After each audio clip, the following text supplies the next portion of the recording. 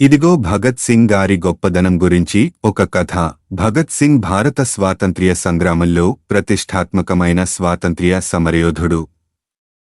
ఆయన సెప్టెంబర్ 28, 1907లో పంజాబ్లోని లయల్పూర్లో, ఇప్పుడు పాకిస్తాన్లో జన్మించాడు. ఆయన కుటుంబం స్వాతంత్ర్య ఉద్యమంలో నిశ్చయంగా పాల్గొంది.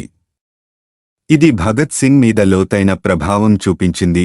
భగత్ సింగ్ చిన్న వయస్సులోనే బ్రిటిష్ అధికారుల అన్యాయాలు మరియు అఘాయిత్యాలను గమనించేవారు. 1919లో జలియన్వాలా బాగ్ పోరాటం ఆయనను చాలా ప్రభావితం చేసింది.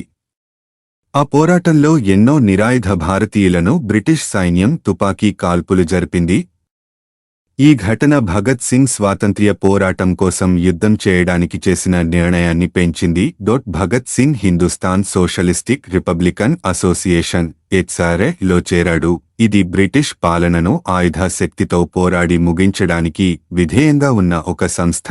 ఆయన నేరుగా చర్యల ద్వారా మాత్రమే భారతం స్వాతంత్ర్యం పొందగలదని నమ్మేవాడు. 1928లో ఆయన పోలీసు అధికారి జె.పి. సౌండర్స్ను హత్య చేశారు. ఇది లాలా లజపత్ రాయ్ అనే నాయకుడి మరణానికి ప్రతీకారంగా జరిగింది. 1929లో భగత్ సింగ్ మరియు ఆయన స్నేహితుడు బటుకేశ్వర్ దత్ ఢిల్లీలోని కేంద్రీయ శాసన సభలో బాంబులు వేశారు. ఈ చర్య తక్కువగా గాయపడినప్పటికీ బ్రిటిష్ నియమాలకు వ్యతిరేకంగా ఒక ప్రతీకను చూపించడానికి చేశారు. వారు ఇద్దరు అరెస్ట్ అయ్యారు మరియు వారి విచారణను వారి క్రాంతి సిద్ధాంతాలను ప్రచారం చేయడానికి వేదికగా మార్చారు.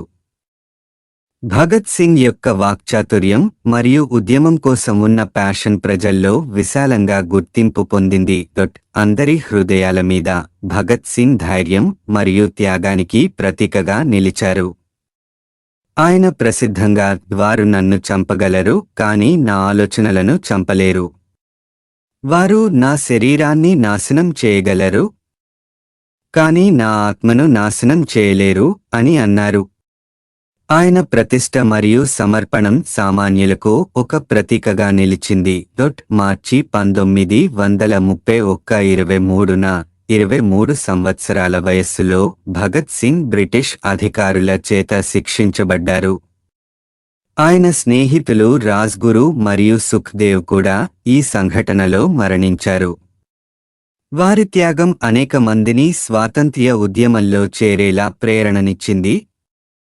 భగత్ సింగ్ యొక్క పరంపర ఇప్పుడు కూడా ప్రేరణాత్మకమైన పాత్ర పోషిస్తూనే ఉంది మరియు ఆయన ధైర్యం మరియు దేశభక్తికి ప్రతీకగా నిలిచాడు.